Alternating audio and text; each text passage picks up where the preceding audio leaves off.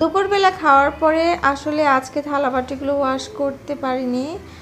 তো তারপরে আর কি করার, এই তো বিকেল হয়ে গেল আর থালাবাটিগুলো আমি ওয়াশ করে নিচ্ছি।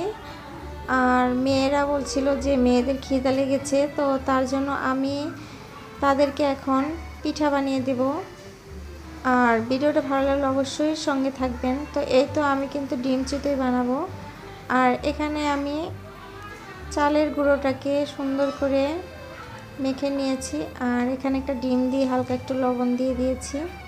তো এই তো পিঠাটা কিন্তু আমার রেডি। আর বাচ্চারা যখন যেটা খেতে চায় আমি কিন্তু চেষ্টা করি যে আমার পরিবারকে আমি সেটা বানিয়ে দেওয়ার জন্য। তো এই তো দেখেন আমার কিন্তু পিঠাটা রেডি হয়ে গেছে, আর আমি আরেকটা পিঠা বানাবো। তো যাই হোক, আমার মেয়েরা আসলে যখন যা চায় বা আমার হাজব্যান্ড, আমি কিন্তু তখন তাদেরকে তাই বানিয়ে দিই। আর এখন আমার পিঠাটা রেডি হয়ে গেছে, তো আমার দুই মেয়ে পিঠা নিয়ে এখন ঘরে বসে খাচ্ছে। তো এই তো দেখেন বড় মেয়েটা কিন্তু ডিম পিঠা খাচ্ছে, আর ছোট মেয়েটা কিন্তু ডিম খায় না, তার জন্য আসলে ও সাদা পিঠাই খাচ্ছে। তো ভিডিওটা ভালো লাগলে অবশ্যই লাইক, কমেন্ট এবং সাবস্ক্রাইব করে দিবেন, আর সবসময় পাশে থাকবেন। তো এই দেখেন এই পিঠাটাও কিন্তু আমার রেডি হয়ে গেছে। আজকের জন্য এই পর্যন্তই। আল্লাহ হাফিজ।